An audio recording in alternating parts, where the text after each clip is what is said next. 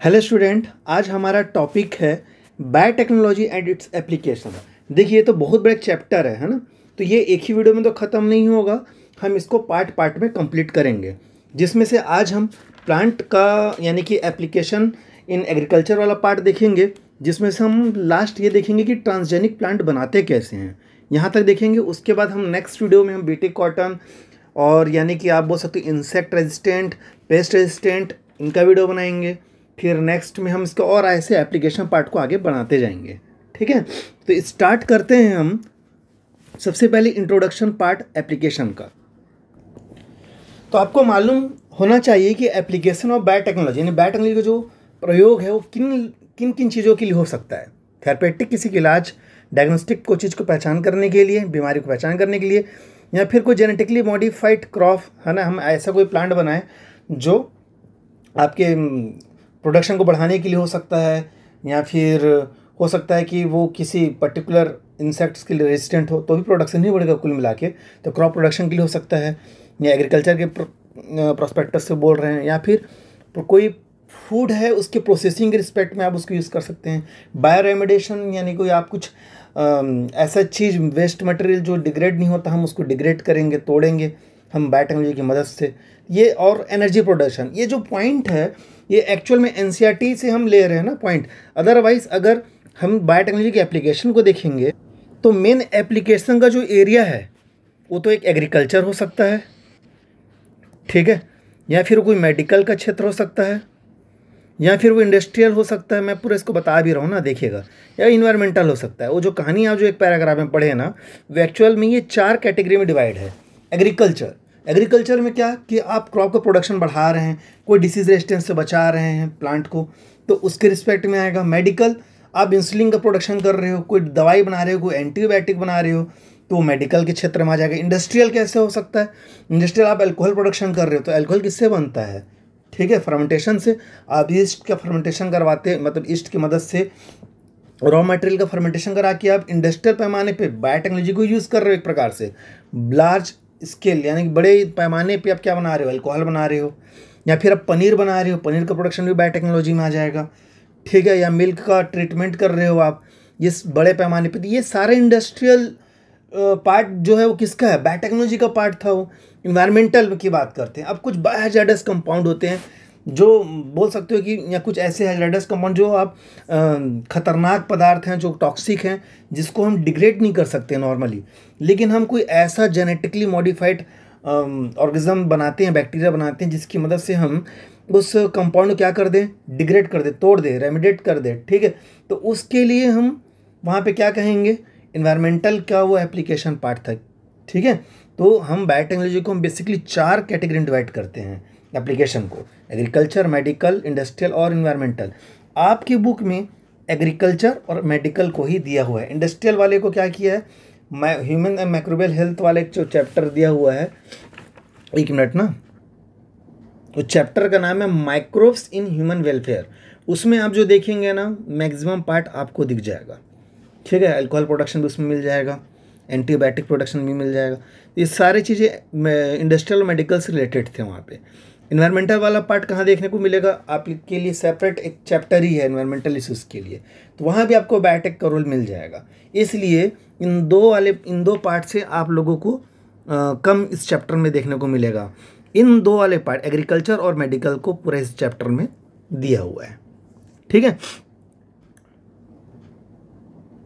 अब उसके बाद रिसर्च एरिया हो बायोटेक्नोलॉजी।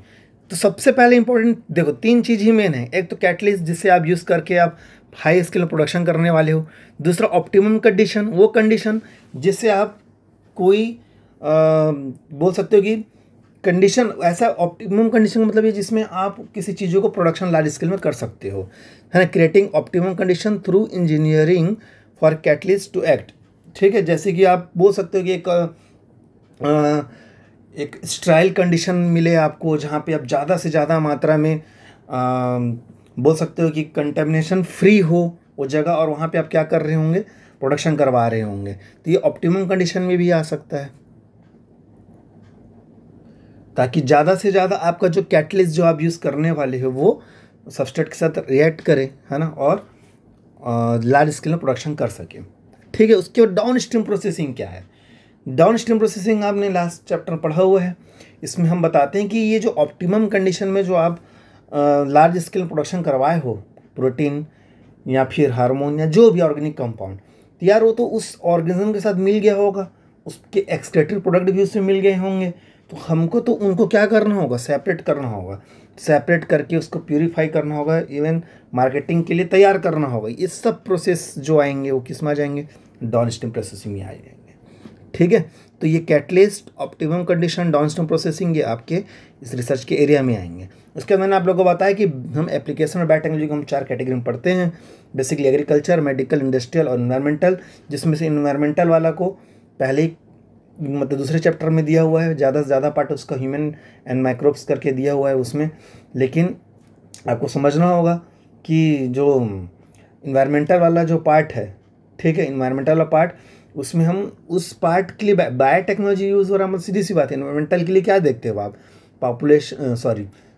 पॉल्यूशन को आपको क्या करना होगा? कम करना है ना। मान लो कोई बहुत ही ज़्यादा खतरनाक पदार्थ है जिसके कारण पॉल्यूशन बढ़ा हुआ है, ठीक है, आप चाहते हैं कि उसको डिग्रेड करें। तो डिग्रेड करने के लिए अगर आप कोई बायोलॉजिकल चीज़ यूज़ कर रहे हो उसको डिग्रेड करने के लिए, तो बायोटेक्नोलॉजी का एप्लीकेशन होगा। अगर मैं कोई जेनेटिक मॉडिफाइड बैक्टीरिया यूज़ करके उसको जल्दी से जल्दी उसको डिग्रेड कर रहा हूँ और इन्वायरमेंटल एकदम क्लीन कर रहा हूँ, बढ़िया साफ़ रख रहा हूँ वहाँ का वातावरण, पर्यावरण, तो वो एप्लीकेशन यूज़ हो गया इन्वायरमेंटल के लिए। ठीक है। इंडस्ट्रियल बताया मैंने, लार्ज स्केल में अगर आप जो मेडिसिन नहीं, अल्कोहल हो गया, फूड एंड बेवरेज बोल सकते हो आप, है ना, और आपका पनीर प्रोडक्शन, वही सब है ना। फूड एंड बेवरेज में क्या क्या आ गया? अल्कोहल, ठीक है, पनीर, इन सब का जो प्रोडक्शन करवा रहे हो इंडस्ट्रियल पैमाने पे आ गया। मेडिकल, ये हम पढ़ेंगे ही, है ना। आप कोई मेडिसिन बनाते हो, एंटीबायोटिक्स बनाते हो, या फिर कुछ ट्रीटमेंट, विशेष ट्रीटमेंट जैसे जीन थेरेपी एक पढ़ोगे आप इसमें, है ना, इस चैप्टर में है, वो मेडिकल के क्षेत्र में आ जाएंगे। और वैसे ही एग्रीकल्चर तो मेन बेस है, ठीक है। जो सबसे ज़्यादा अगर हम बायोटेक्नोलॉजी का एप्लीकेशन देखने वाले हैं तो है एग्रीकल्चर के क्षेत्र में। हालांकि मैं आपको बता रहा हूँ कि बायोटेक्नोलॉजी बहुत बड़ा ब्रॉड स्कोप लेके आता है। ये एग्रीकल्चर, मेडिकल, इंडस्ट्रियल, एनवायरमेंटल सब जगह पे घुस जाता है, ठीक है, सब जगह पे ये अप्लाई होता है, ठीक है।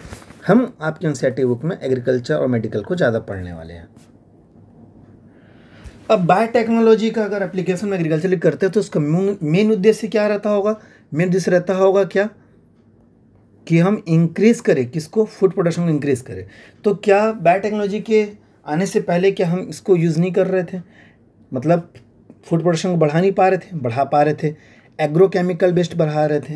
एग्रोकेमिकल का मतलब ये है कि आप उस समय क्या करते थे? कुछ खाद यूज़ करते थे, है ना, केमिकल खाद, ठीक है, जिसके कारण आप ज़्यादा से ज़्यादा प्रोडक्शन करवाते थे। सीधा सीधा मैं बोलूँ तो ये हरित क्रांति से रिलेटेड है ये, ठीक, ग्रीन रिवॉल्यूशन से बेस्ड है ये। इसमें आपने क्या किया था? ग्रीन रिवॉल्यूशन में आपने इसमें, जब हरित क्रांति आई थी तो आपने इसमें फर्टिलाइज़र यूज़ किया था, ठीक है। फर्टिलाइज़र अभी भी आप यूज़ करते हैं, फर्टिलाइज़र यूज़ किया, पेस्टिसाइड यानी कीटनाशक यूज़ किया, ठीक है।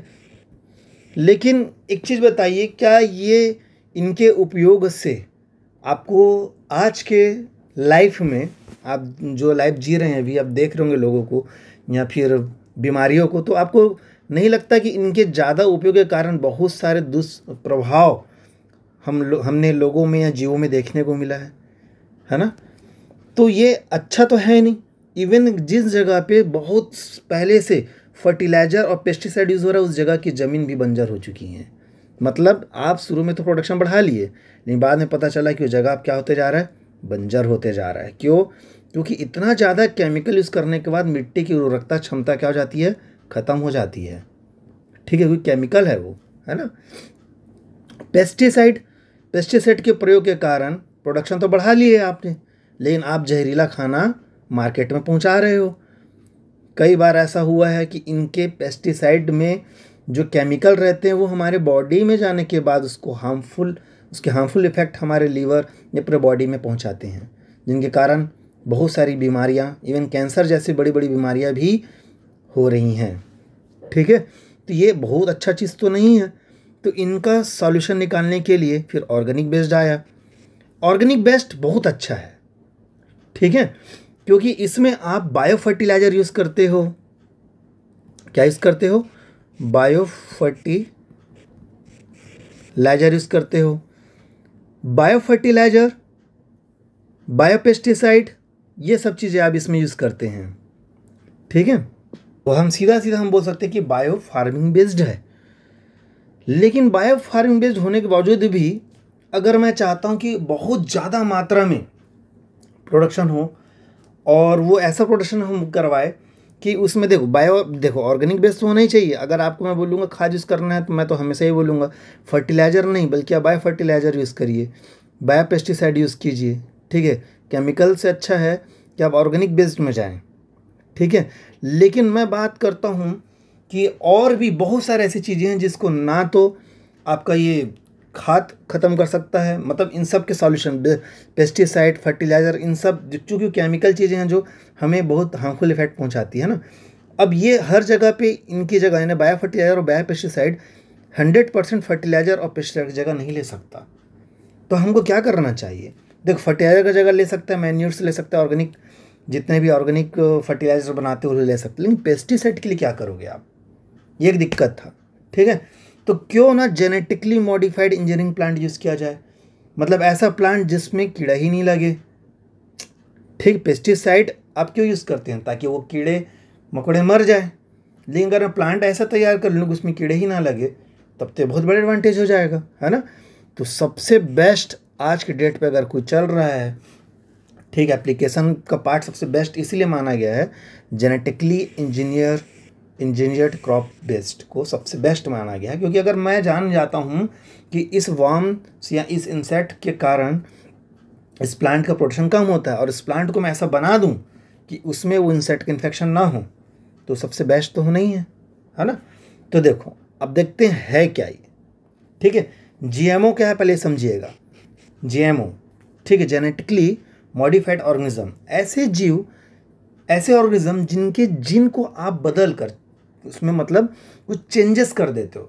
पूरा नहीं बदलना है, थोड़ा सा अपना इंटरेस्ट का कोई चीज़ डाल देना है, ऐड कर देना है, या फिर अपने इंटरेस्ट से कोई चीज़ को क्या कर देना है, वहाँ से हटा देना है, अल्टर कर देना है, मैनिपुलेशन करना है, चेंजेस करना है। तो ऐसे प्लांट को हम क्या कहेंगे, ऐसे हम ऑर्गेनिज्म क्या कहेंगे, जीएमओ कहेंगे। ठीक है, अगर हम क्रॉप की बात करेंगे तो हम ऐसे क्रॉप, ठीक है, जिसमें हम कोई फॉरेन जीन को क्या कर दें, इंट्रोड्यूस कर दे, किसके थ्रू, जेनेटिक इंजीनियरिंग पढ़े हो ना, जेनेटिक इंजीनियरिंग। तो ऐसे प्लांट को हम क्या कहते हैं, genetically modified crop, GM crop. क्या कहते हैं, जीएम क्रॉप कहते हैं।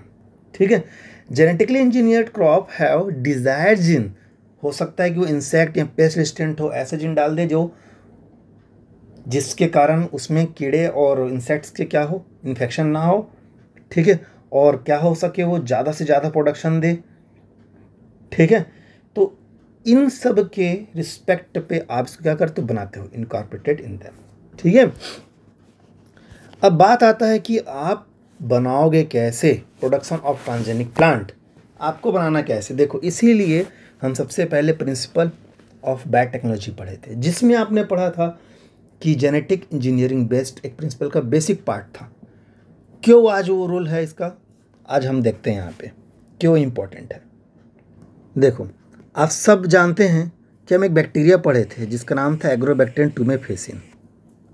ठीक है, उस बैक्टीरिया की खासियत ये थी कि उसके पास एक टीआई प्लाज्मिड था, और उस टीआई प्लाज्मिड की खासियत थी कि उस टीआई प्लाज्मिड में एक टीडीएनए वाला पार्ट था, आप लोग को याद होगा। ठीक है, इस टीडीएनए वाले पार्ट की खासियत ये थी कि वो निकल कर रिमूव होके जा सकता है कहीं भी, याद है ना आप लोग को। ये टीआई प्लाज्मिड था, क्या था ये, टीआई प्लाज्मिड का टीडीएनए वाला पार्ट है, तो मैं सीधा कंप्लीट टीआई प्लाज्मिड लिख रहा हूँ। ये बैक्टीरिया कौन सा है, एग्रोबैक्टीरियम टुमेफेसिन। ये प्लाज्मिड जो दिख रहा है बीच में कौन सा है, टीआई प्लाज्मिड। और ये जो जीन दिखाई दे रहा है जिसको हम पिंक कलर में दिखाएं यहाँ पे, ये कौन सा जीन है, ये एक्चुअल में टीडीएनए है। ये वही डीएनए, ट्रांसफर डीएनए है जो निकल कर रिमूव होता है। ठीक है, अब आपको क्या करना है, एक प्लांट से लेना है, सिंगल सेल ट्यूब में प्लांट से लेना है। ठीक है, एक सिंगल सेल प्लांट लेना है। ठीक है, सिंगल सेल होगा वो। अब आपको ही मालूम होगा कि उसके अंदर न्यूक्लियस होगा, ठीक है।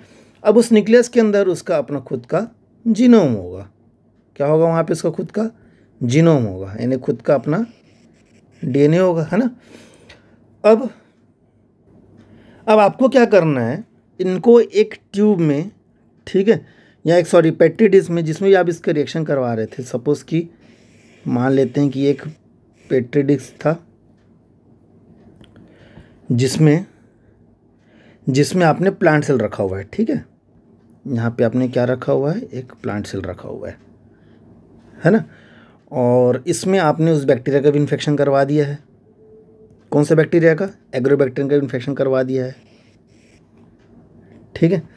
तो क्या होगा, थोड़ी देर बाद क्या होगा कि इसी पेटेड जो आप जिसमें ये कल्चर करवा रहे थे ना, मतलब ये एक्सपेरिमेंट करवा रहे थे, इसमें से टीडीएनए वाला पार्ट निकल कर, ठीक, कौन सा पार्ट?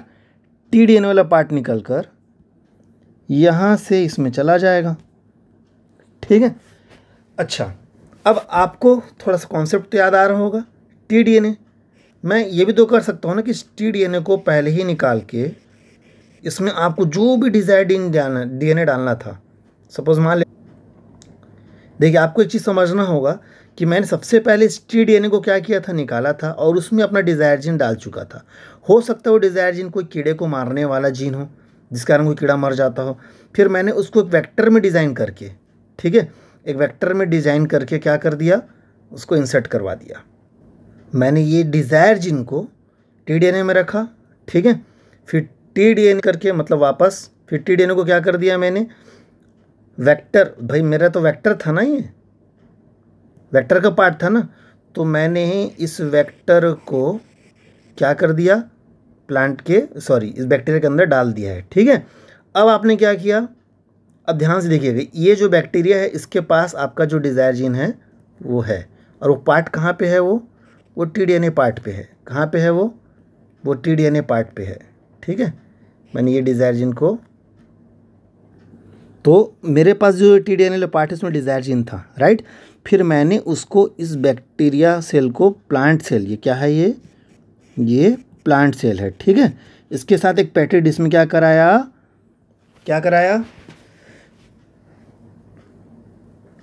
भाई, इनके बीच में कॉन्जुगेशन करवाया। पढ़ाया हूँ लास्ट क्लास में कि कैसे होता है ये, ठीक है। फिर कॉन्जुगेशन के टाइम पे क्या होता है कि बैक्टीरिया से टीडीएनए पार्ट निकल कर इसमें इंसर्ट हो जाता है, किसमें? प्लांट सेल में। तो अब वो जो टीडीएनए जो पार्ट था वो किस में आ जाएगा जब रिएक्शन हो जाएगा? तो बताइए, सपोज ये प्लांट सेल है, ठीक है, जिसमें आप रिएक्शन करा रहे थे, ये उसका न्यूक्लियस था मान लेते हैं, बस ये समझाने के लिए बड़ा सा बना रहा हूँ, है ना। अब इसमें टीडीएनए अगर आगे होगा तो पहले तो इसका जो जीनोम था, किसका जीनोम?